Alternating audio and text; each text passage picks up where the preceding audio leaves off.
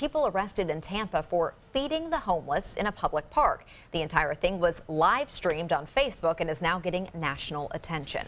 Those 7 arrested were serving food without a permit and violating a Tampa City ordinance. ABC 7's Kate Flexner has been looking into our local ordinances, and she joins us now with the details. Kate. Thanks, guys. Well, it turns out there's no local ordinance to restrict public food sharing here in Sarasota. But that incident is sparking a conversation about the most effective way to help those in need. The people at this table have been trespassed.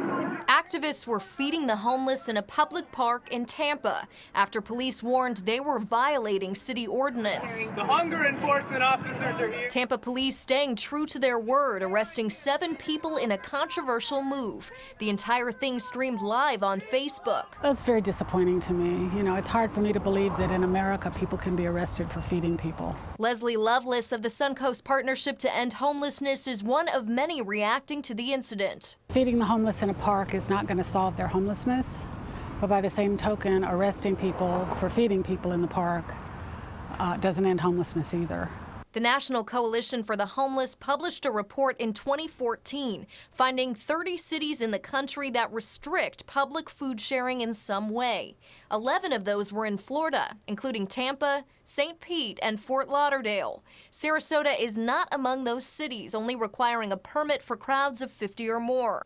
That said, City Manager Tom Barwin does encourage people not to feed the homeless. He says the compassion is well-intended and needed, but instead encourages channeling it into longer-term solutions. That's the only solution. Everything else is just a feel-good, short-term, not even Band-Aid on the problem. The solution he's referring to is providing affordable housing and mental health care.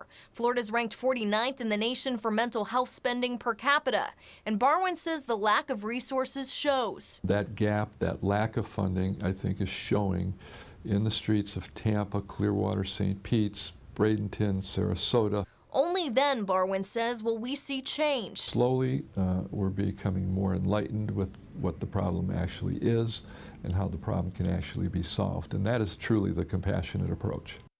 As for the possibility of regulating public food sharing in Sarasota, Barwin tells us it's never come up in discussion.